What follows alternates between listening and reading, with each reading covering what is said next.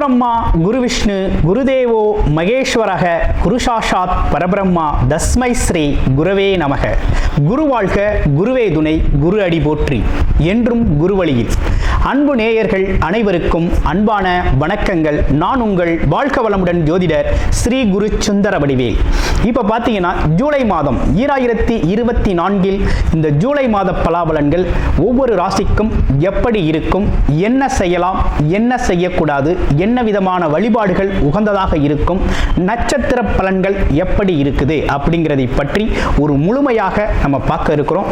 அந்த வகையில் பார்த்தீங்க அப்படின்னா நமது சேனல் வாயிலாக பார்த்தீங்கன்னா நல்ல சப்ஸ்கிரைபர் பண்ணியிருக்கீங்க, அடிக்கடி நல்ல கமெண்ட்ஸ், அடுத்தடுத்த பதிவுகள் நல்ல கமெண்ட்ஸ் அப்படிங்கிறது நிறைய பேர் கொடுத்துருக்கீங்க.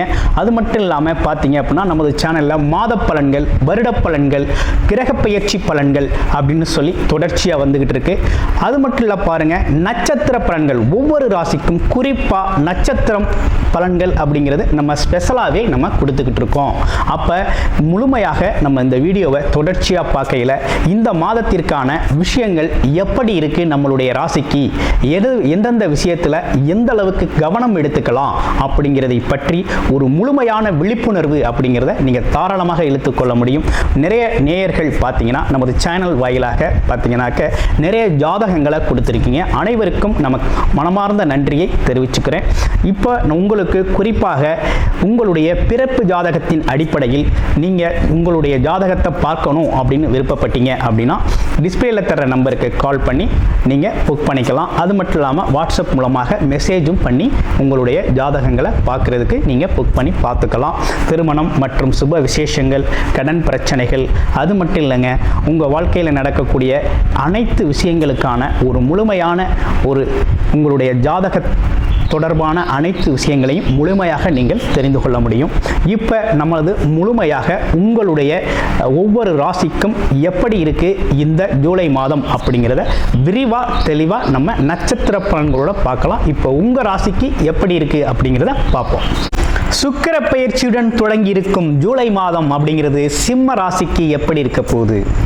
சிம்மம் துணிச்சல், தைரியம், தன்னம்பிக்கை, எதிலும் பார்த்தீங்கன்னா தலைமைத்துவம் வைக்கக்கூடிய ஒரு அமைப்பு அப்படிங்கிறது இயல்பாகவே உள்ள குணம். நம்மளை பொறுத்த வகையில் பார்த்தீங்கன்னா பல பேருக்கு வழிகாட்டியாக இருப்போம். சிம்மராசியை பொறுத்த வகையில் பார்த்தீங்கன்னா நிறைய பேருக்கு வழிகாட்டியாக இருப்போம். அரசியல் அதிகாரம் சார்ந்த துறைகளில் நம்ம பங்கு வைக்கணும் அப்படின்னு பங்கு வைப்போம். இப்படிப்பட்ட அமைப்புகள் இயல்பாகவே உண்டு. தைரியம் அப்படின்றதுக்கு குறைவில்லாமல் இருக்கும். எதையும் பக்கத்தில் போய் பார்க்கக்கூடிய தன்மை அப்படிங்கிறது நமக்கு உண்டு.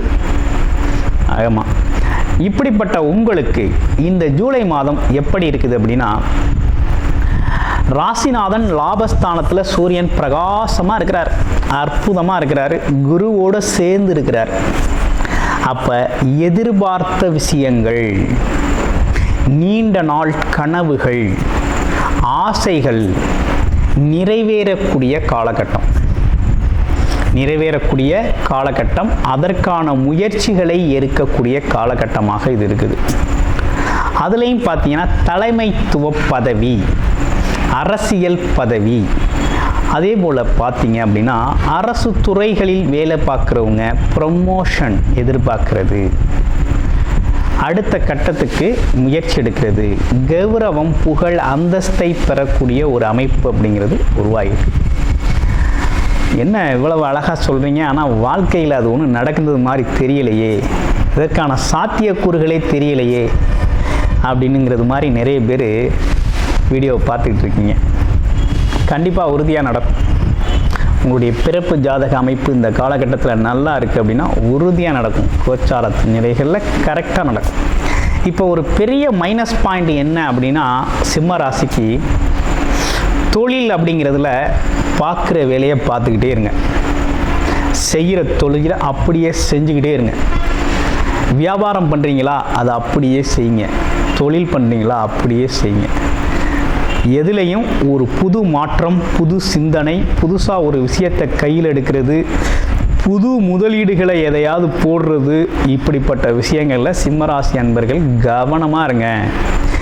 ஏன்னா ராசியிலேயே கேது பகவான், பாம்பு கிரகம், கேதுவை போல் கெடுப்பார் இல்லை. குழப்பி விட்ருவார், கன்ஃபியூஸ் பண்ணி விட்ருவார், எதையாவது சிக்கலை உருவாக்கி விட்டுருவார். அதே போல் 8ஆம் இடத்துல சனி பகவான், அஷ்டம சனி பாதிப்பு. அஷ்டம சனி இருக்குது. அஷ்டமத்தில் சனி இருக்கக்கூடாதுங்க. சனி உங்களுக்கு யோகரும் கிடையாது, நல்லவரே கிடையாது, உங்களுக்கு கெடுதலை செய்யக்கூடியவர். அவர் போய் அஷ்டமத்தில் போய் அமர்ந்திருக்கிறார். அலைச்சலை கொடுப்பார், ஒரே டென்ஷன். எப்பா எதை எடுத்தாலும் ஒரே டென்ஷனாகவே இருக்குது, கோபமாகவே இருக்குது, யாரை பார்த்தாலும் வெறுப்பு வருது. வேலைக்கு போனால் ஒரே ப்ரெஷர், டென்ஷன், கோபம். அங்கே பேசுகிறவங்கெல்லாம் ஒரே எரிஞ்சு விழுகிற மாதிரி இருக்குது. தொழில் பண்ணாலும் அப்படித்தான் இருக்குது. ஏட்டிக்கு பூட்டியாக எதையாவது கேள்வியை கேட்குறானுங்க, தேவையானதை கேட்குறது இல்லை அப்படிங்கிற மாதிரி ஒரு குழப்பம். குடும்ப உறவுகளில் கணவன் மனைவி டெய்லி பஞ்சாயத்து, டெய்லி எதையாவது பேசுகிறது, வாக்குவாதம் பண்ணிக்கிறது. ஆமாம், இப்படிப்பட்ட விஷயங்கள்லாம் நடக்கக்கூடிய காலகட்டம். கவனமாக இருங்க. வீண் பழி, வீண் பிரச்சனைகள், வெட்டி விஷயங்கள் நிறையா வந்து சேரும். அதுலேயும் குறிப்பாக குடும்ப உறவுகள், நண்பர்கள், உறவினர்கள், சொந்த பந்தங்களில் கவனம் அதிகமாக எடுத்துக்கணும் சிம்ம ராசி அன்பர்கள். ஏன்னா அவங்க தான் நிறைய பிரச்சனைகளை கொண்டு வருவாங்க. அதற்கு ஏற்றார் போல் இப்போ இருக்குது. எதையாவது செஞ்சு தர்றேன் அப்படின்னு கமிட்மெண்ட் கொடுத்தீங்கன்னா அவங்களால செய்ய முடியாமல் போயிடும். அவர் தான் சொன்னார், அவர் தான் சொன்னார், அவர் தான் சொன்னார்னு உங்கள் புகழ் பரப்ப ஆரம்பிச்சுருவாங்க. அப்போ கவனம் எடுத்துக்க வேண்டிய காலகட்டம் வாக்குறுதியில். அப்புறம் இயல்பாகவே நமக்கு மனசில் ஒரு குழப்பம் அந்த காலகட்டத்தில் நீடிக்கும். நம்ம போகிற பாதை சரிதானா, கரை சேர்ந்துருவோமா, சரியாக வருமா வராதா அப்படிங்கிற குழப்பம்லாம் கொஞ்சம் வரும். ஏன்னா கேது பகவான் ராசியில் ஏறிட்டாலே கொஞ்சம் ஆன்மீக பக்கம் திரும்பணும். சிம்ம ராசியில் பார்த்தீங்கன்னா 2 விதமான ஆட்கள் இருக்கிறீங்க. ஒன்று, கோவில் சார்ந்த அமைப்புகளுக்கு அதிகமாக தர்மம் செய்கிறது, கோவில் வழிபாடுகள் விஷயங்களில் கலந்துக்கிறதுன்னு ஒரு அமைப்பு அப்படிங்கிறது இருக்குங்க.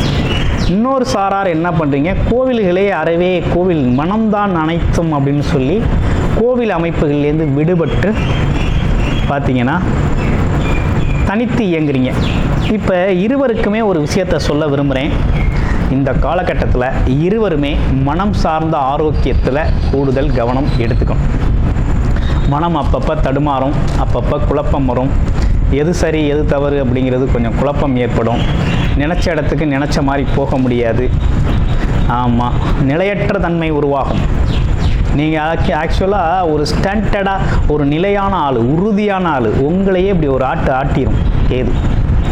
ஒரு ஆட்டு ஆட்டி ஒரு குழப்பத்தை உருவாக்கக்கூடிய சூழ்நிலையை கேது கொடுக்கும். இதில் ஒரு பெரிய சிக்கல் என்னென்னா, ஒரே நேரத்தில் 2 கிரகங்களின் பாதிப்பு அப்படிங்கிறது உங்களுக்கு வருது.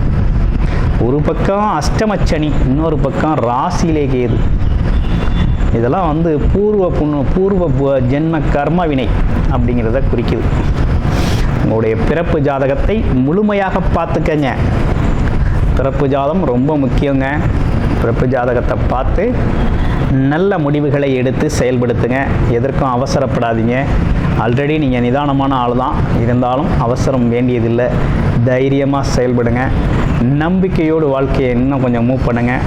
அதுலேயும் பெண்கள் சார்ந்த விஷயங்கள் அப்படிங்கிறது கொஞ்சம் கவனமாகவே பெண்கள்லாம் இருக்கணும். ஏன்னா பெண்களுக்கு தான் நிறைய பிரச்சனை வர்ற மாதிரி இருக்குது ஆண்களை விட. அதனால் பெண்கள் கொஞ்சம் கவனம் எடுத்துக்கங்க.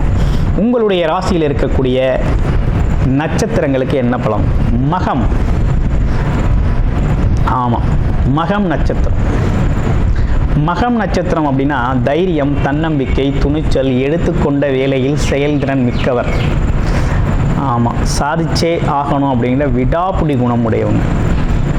உங்களுக்கு எப்படி இருக்குது அப்படின்னு பார்க்கணும். அந்த காலகட்டத்தை பொறுத்த வகையில் ஆமாம், நினச்ச வேலையை நினச்ச நேரத்தில் முடிக்க முடியாமல் கொஞ்சம் சிரமப்படுவீங்க, கஷ்டப்படுவீங்க. ஆமாம், அதே போல் மன இறுக்கம் ஜாஸ்தியாகும். வழிபாடுகளை அதிகப்படுத்தி கொள்ளுங்கள், ரொம்ப சிறப்பாக இருக்கும். அடுத்து பூரம் நட்சத்திரம். எல்லோராலும் விரும்பக்கூடியவர், அரசியல் சார்ந்த அமைப்புகளில் அதிகமாக ஈடுபடக்கூடியவங்க, கலகலப்பான ஆள், பிரியர், மற்றவங்களெலாம் அவங்களுக்கு ரொம்ப பிடிக்கும், நல்வழி காட்டுவீங்க. இதில் என்ன ஒரு முக்கியமான விஷயம்னா ஊருக்கு உழைக்கக்கூடியவர்கள். அப்படின்னு கூட சொல்லிடலாம். அப்படிப்பட்ட உங்களுக்கு இந்த காலகட்டம் எப்படி இருக்குன்னா கொஞ்சம் லாபகரமாக இருக்குது. நல்ல காலகட்டம் தான் உங்களுக்கு. ஓகேங்களா? நல்ல காலகட்டம் தான் நடக்குது. தொழில் சார்ந்த அமைப்புகள் கொஞ்சம் லாபகரமாக இருக்கும். பயணங்கள் செய்கிறது மாதிரி இருக்கும். அடிக்கடி வெளியூர் பயணங்கள் போயிட்டு வர்றது மாதிரி இருக்கும். கொஞ்சம் அலைச்சல் இருந்தாலும் வருமானம் சார்ந்த அமைப்பு நல்லா இருக்கு. அடுத்து உத்திரம். கல்வி, கேள்வி, ஞானம் மற்றும் அதிகாரங்கள் சார்ந்த விஷயத்தில் ரொம்ப உறுதியாக இருப்பீங்க. மற்றவங்கள அடக்கி ஆளணும்னு நினைக்கக்கூடிய ஒரு நட்சத்திர அமைப்பு. அரசு சார்ந்த விஷயத்தில் உங்களுக்கு சாதகமான சூழ்நிலை ஏற்படும். ஆனால் அரசு அமைப்புகளில் இல்லாதவங்களுக்கெல்லாம் கொஞ்சம் சிரமம்தான். வாக்குவாதம், விவாதம் சார்ந்த விஷயங்கள் நடக்கும். இந்த காலகட்டத்தில் கூடுதல் கவனம் எடுத்துக்கிறது அப்படிங்கிறது ரொம்ப சிறப்பு. உங்களுடைய பிறப்பு ஜாதகத்தை பார்த்து பிறப்பு ஜாதகத்தில் தசாபுத்தி அமைப்புகள் சாதகமாக இருக்கா, பாதகமாக இருக்கா, பரிகார அமைப்புகள் ஏதேனும் இருக்கா, இல்லை எது சார்ந்த பரிகாரம் செஞ்சுக்கிறது, ஆமாம் வேலை, தொழில், வருமானம் எந்த செக்டார் ரொம்ப பாதிக்கப்படுது, எந்த செக்டார் நல்லா இருக்குது அப்படிங்கிறதெல்லாம் பார்த்துட்டு இந்த காலகட்டத்தில் திட்டமிட்டு வாழக்கூடிய ஒரு அமைப்பு அப்படிங்கிறது உருவாகிருக்குது. ஆமாம், உங்களுடைய பிறப்பு ஜாதகம் பார்க்கணும் அப்படின்னா டிஸ்பிளேயில் தர்ற நம்பருக்கு கால் பண்ணி வாட்ஸ்அப் மூலமாக அப்பாயின்மெண்ட் ஃபிக்ஸ் பண்ணிக்கிட்டு உங்களுடைய பிறப்பு ஜாதகத்தை நீங்கள் முழுமையாக பார்த்துக்கலாம். நன்றி, வணக்கம், வாழ்த்துக்கள்.